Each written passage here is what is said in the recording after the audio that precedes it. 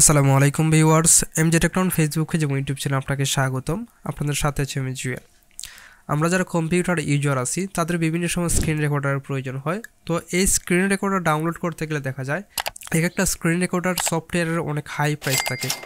আপনারা হয়তো জানেন না যে আমাদের উইন্ডোজের সাথে 3টা ডিফল্ট স্ক্রিন রেকর্ডার থাকে, যেগুলো আপনার ইউজ করতে কোনো রকম টাকা দিতে হবে না, একদম ফ্রিতে আপনি ইউজ করতে পারবেন এবং একদম হাই কোয়ালিটিতে আপনি স্ক্রিন রেকর্ড করতে পারবেন। তো এই স্ক্রিন রেকর্ডারগুলো আপনারা কিভাবে ইউজ করবেন এ টু জেড আপনাদেরকে এখন দেখাবো। তাহলে চলুন কথা না বাড়িয়ে মূল ভিডিও শুরু করা যাক।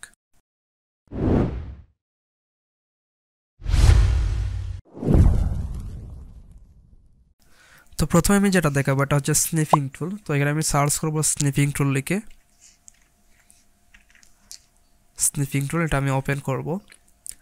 ওপেন করার পর এখানে দেখতে পাচ্ছেন উপর দিকে দুইটা আইকন আছে, একটা হচ্ছে ক্যামেরা আইকন নরমাল, আর একটা হচ্ছে ভিডিও ক্যামেরা আইকন। তো এখানে নরমাল যে ক্যামেরা আইকনটা আছে এটার মাধ্যমে আপনি স্ক্রিনশট নিতে পারবেন।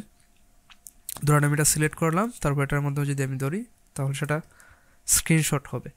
আর যদি আপনি স্ক্রিন রেকর্ড করতে চান তাহলে হচ্ছে এখান থেকে এই যে ভিডিও আইকনটা আছে এটা সিলেক্ট করবেন। সিলেক্ট করার পর এখান থেকে নিউয়ের মধ্যে ক্লিক করবেন।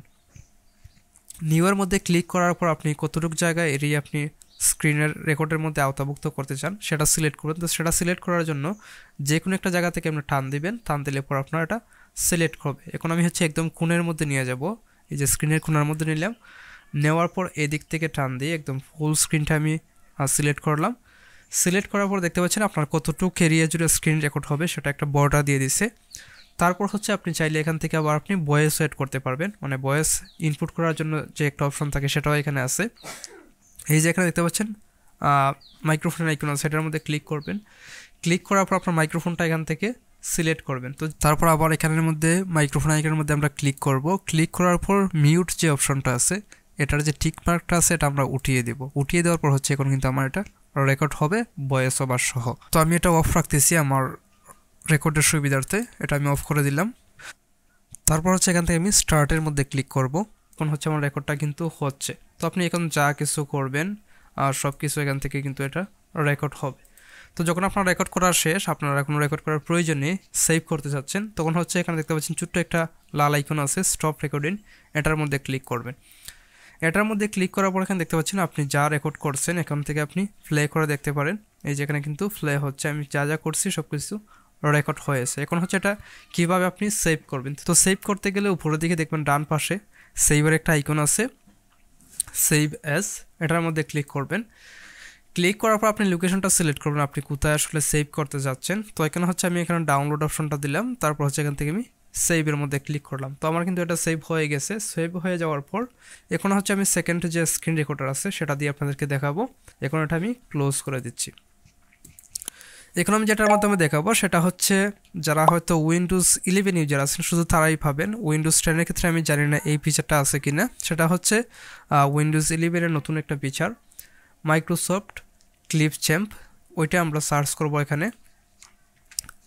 ক্লিপ চ্যাম্প লিখে এখানে সার্চ করলে পেয়ে যাবেন।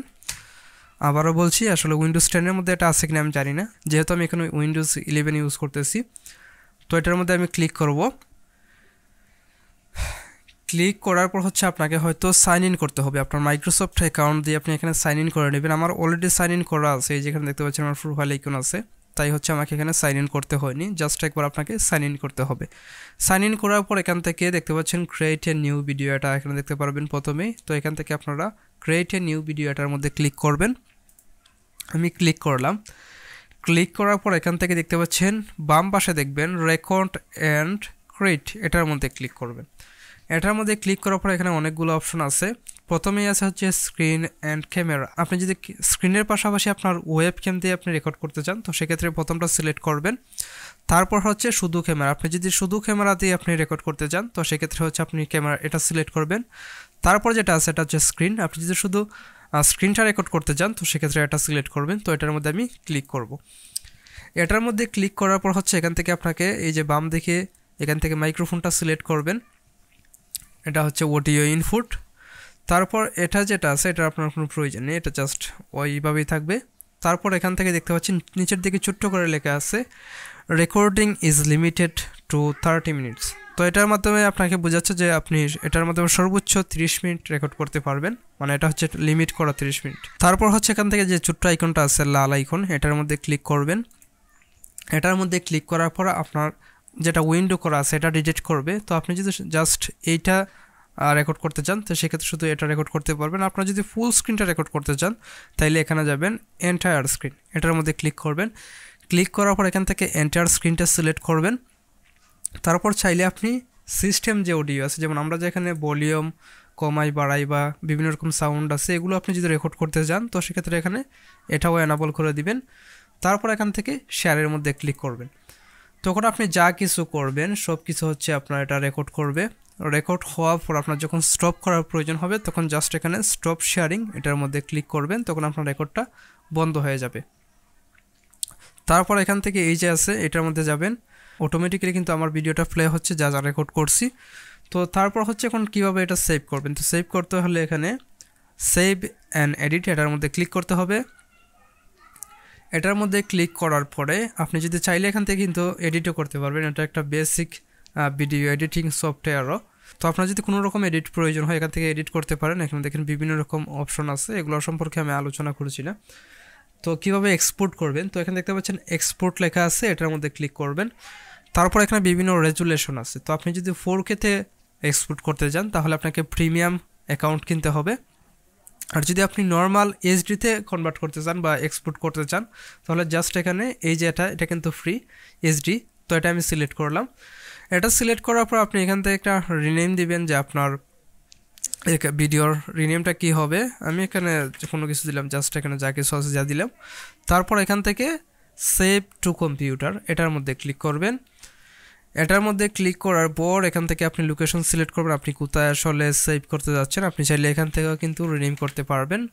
তারপর এখান থেকে জাস্ট সেভের মধ্যে ক্লিক করলে আপনার এটা সেভ হয়ে যাবে।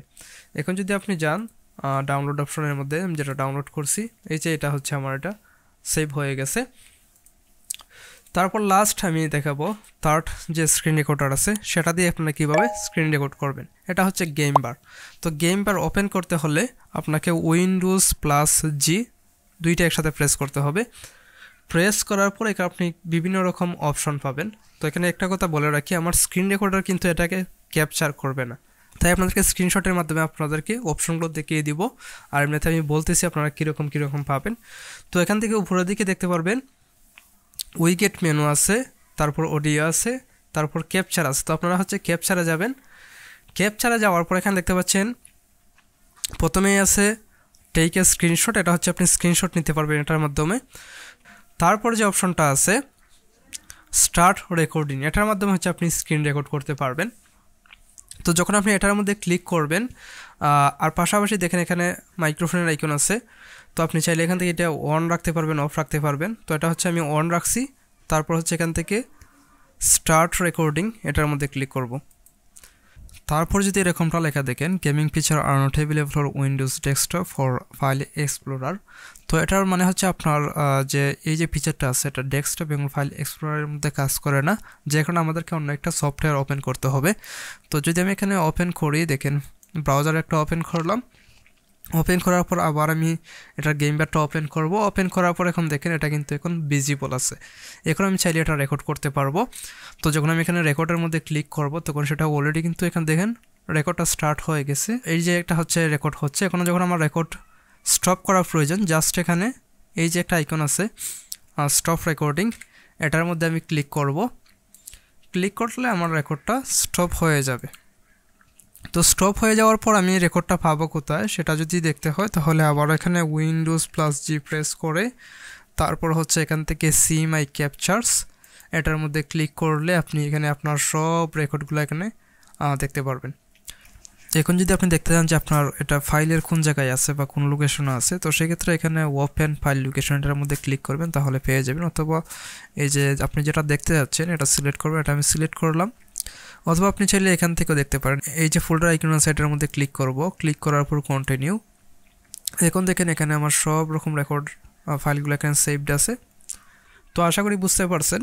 আজকের মতো এখানে বিদায় নেব। তো বিদায় নেওয়ার আগে একটি অনুরোধ, আপনি যদি আমার ভিডিওটা দেখে উপকৃত হয়ে থাকেন তাহলে আশা করি আমার চ্যানেলটি সাবস্ক্রাইব করবেন এবং ভিডিওতে একটা লাইক দেবেন এবং পরবর্তীতে কোনো রকম ভিডিও প্রয়োজন হলে অবশ্যই কমেন্ট বক্সে জানিয়ে দেবেন।